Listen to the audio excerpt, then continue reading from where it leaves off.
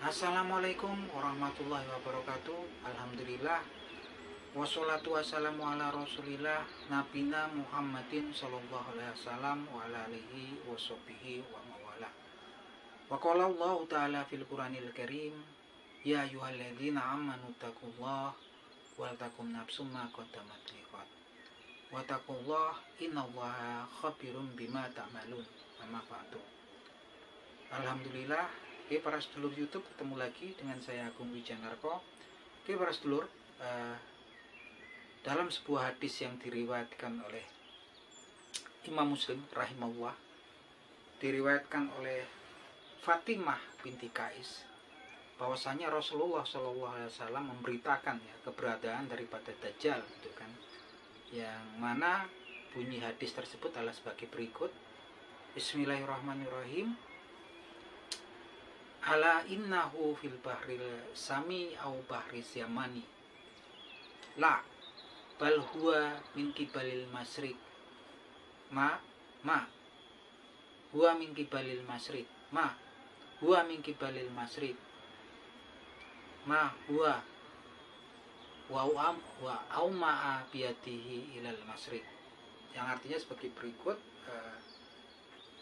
Dajjal itu tidaklah datang dari laut Syam ataupun laut Yaman, enggak, akan tetapi dia akan datang dari arah timur. Dia akan datang dari arah timur. Enggak, dia akan datang dari arah timur. Itu diulang-ulang ya, sampai 3 kali itu ulangannya. Kalimat tersebut dari Rasulullah SAW. Dan kemudian dia wa'auma'a biyadihi ilal masrik, dan kemudian Rasulullah SAW mengisyaratkan dengan tangannya menuju ke arah timur. Nah, teman-teman, kenapa saya bahas hal ini ya teman-teman? Karena memang saat ini di platform media sosial banyak konten-konten yang memperkirakan, menganalisa gitu kan, bahwasanya Dajjal itu akan muncul dari segitiga Bermuda lah. Dajjal itu adalah Dajjal besar adalah Amerika, Dajjal kecil adalah Israel gitu kan. Dajjal akan muncul dari Pulau Socotra, macam-macam gitu kan.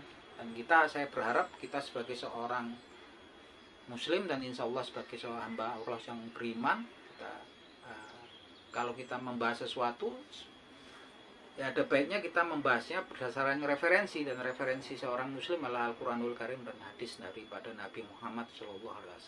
Dari sini sudah dijelaskan bahwasanya Dajjal itu nanti nggak akan muncul dari laut Syam ataupun dari lautan Yaman, tapi kemudian Dajjal akan muncul dari arah bagian timur, gitu kan. Dari arah bagian timur, dan itu diulang-ulang sampai 3 kali, sampai kemudian Rasulullah SAW mengisyaratkan dengan tangannya menuju arah timur. Jadi teman-teman, kalau kita lihat arah timur daripada Jazirah Arab, ketika Rasulullah waktu itu memberitakan hadis tersebut, arah timur daripada Jazirah Arab. Jazirah Arab ini kan negaranya banyak ya. Ada Zaman, ada Saudi Arabia, Kuwait, Qatar, Uni Emirat Arab gitu kan.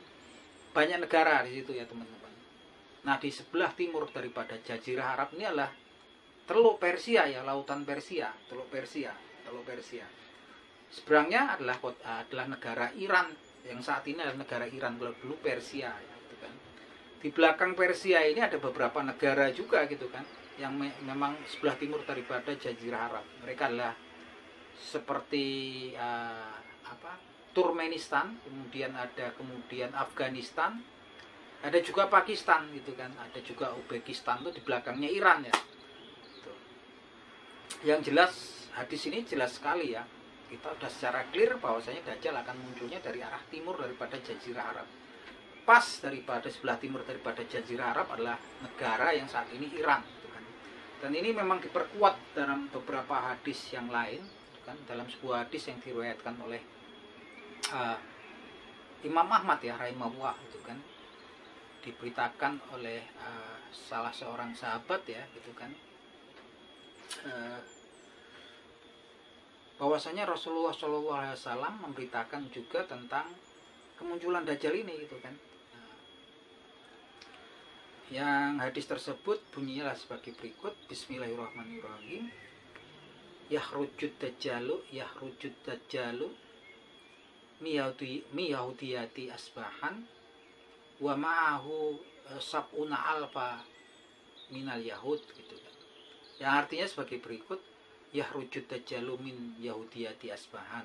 Dajjal itu akan muncul dari wilayah orang-orang Yahudi yang nama kotanya lah Asbahan atau kota Isfahan gitu kan. Wa ma'ahu sab'una alfa minal yahud, dan kemudian bersama dia nanti akan diikuti 70.000 orang Yahudi, tentunya dari kota Isfahan tersebut ya teman-teman. Nah, ini sangat jelas sekali. Kota Isfahan sendiri yang disebutkan oleh Rasulullah SAW adalah salah satu kota ya, kota terbesar di Iran ya gitu kan. Di Iran. Nah, ini kota besar di Iran gitu kan. Yang memang di situ kota daripada Isfahan ini sendiri merupakan kota yang memang banyak penduduk orang Yahudi di situ, yang memang sudah tinggal selama beratus-ratus tahun, yang disebut sebagai Yahudi Persia gitu kan. Dan orang-orang Yahudi di situ ya mereka memiliki peran yang sangat besar ya dalam ekonomi gitu kan, dan mereka memiliki kebebasan beribadah sehingga dari pemerintah Iran yang notabene adalah mayoritasnya adalah orang Islam Syiah itu kan. Terbukti di Isfahan sendiri adalah banyak sinagog, tempat ibadah orang Yahudi gitu kan. Dan ini memang juga diperkuat gitu kan dalam sebuah hadis yang diriwayatkan oleh Imam Ahmad rahimahullah, diriwayatkan oleh Abu Bakar As-Siddiq bahwasanya Rasulullah SAW bersabda, Bismillahirrahmanirrahim, yahruju dajjalu min ardil bimasriki yuqalu laha Khurasan. Dajjal akan muncul dari bumi bagian timur yang disebut nanti adalah Khurasan gitu kan. Kemudian di hadis yang lain juga diberitakan sebagai berikut, yatba'u ad-dajjala mi yahudi asbahan sab'una alfa alaihim toyalisa. Dajjal itu nanti akan muncul dari kota Asbahan atau Isfahan, dan dia akan diikuti oleh 70 orang Yahudi dari kota tersebut yang menggunakan toyalisa. Yang memang sungguh sangat mengejutkan bahwasanya saat ini di kota Isfahan banyak orang Yahudi di situ, penduduknya itu orang Yahudinya banyak, mereka sinagognya juga banyak di situ di kota Asbahan.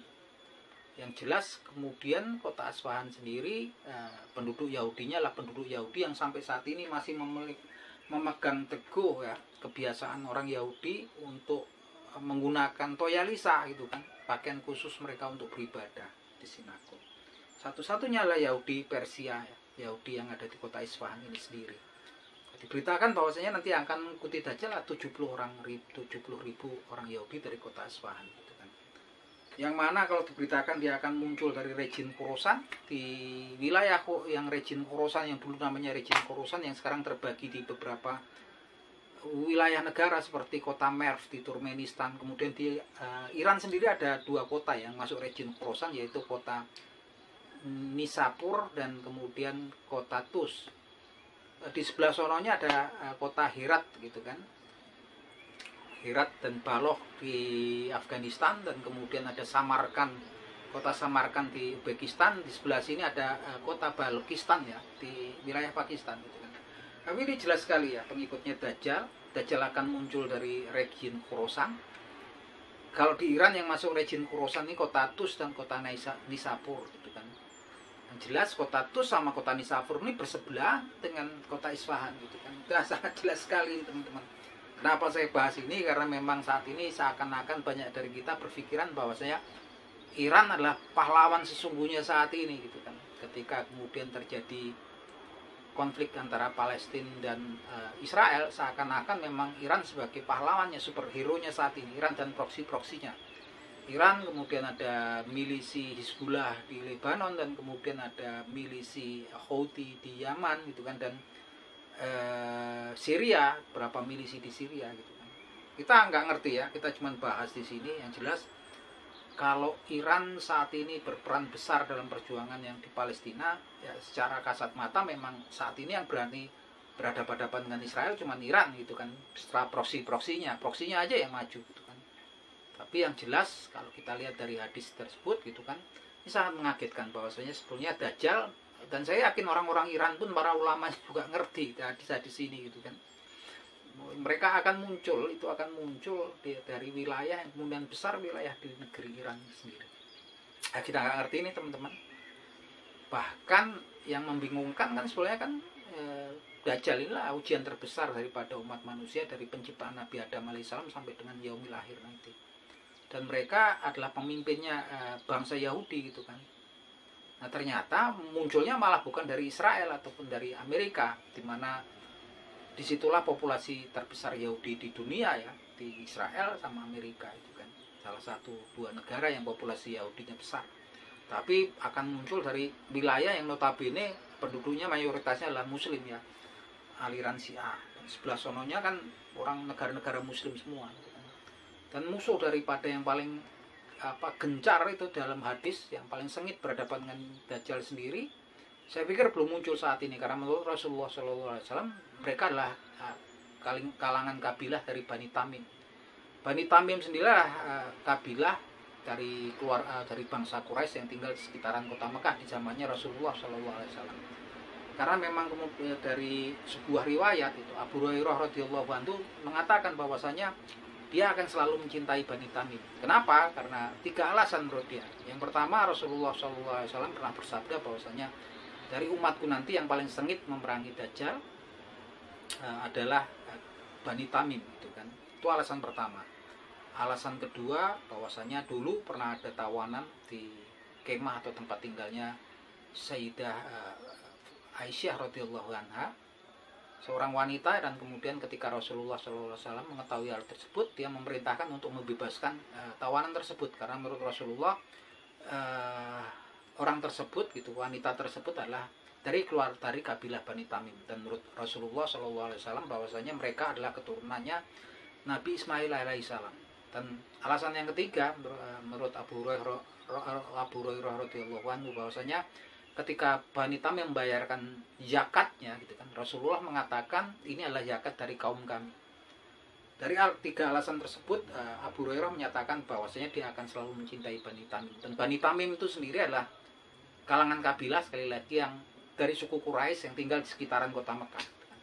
Yang sampai saat ini kita belum melihat pergerakannya. Justru pergerakannya saat ini yang betul-betul lagi sengit membantu memerangi Israel itu kan, itu adalah Iran dan proksi-proksinya. Iran nggak secara langsung gitu kan, proksi-proksinya adalah milisi Hizbullah, ada Lebanon sekarang juga udah gencar gitu kan, beberapa milisi di Syria dan juga milisi Houthi yang ada kemudian di Yaman ya gitu kan. Kita nggak ngerti, tapi yang jelas sekarang ada, semenjak kematian Presiden Iran Ibrahim Raisi kemarin, saat ini juga akan ada pergantian rezim di Iran yang kita nggak tahu apakah kemudian akan mempengaruhi alur ataupun garis politik daripada Iran sendiri yang memang sampai saat ini memang kemudian berseteru dengan Israel ya teman-teman.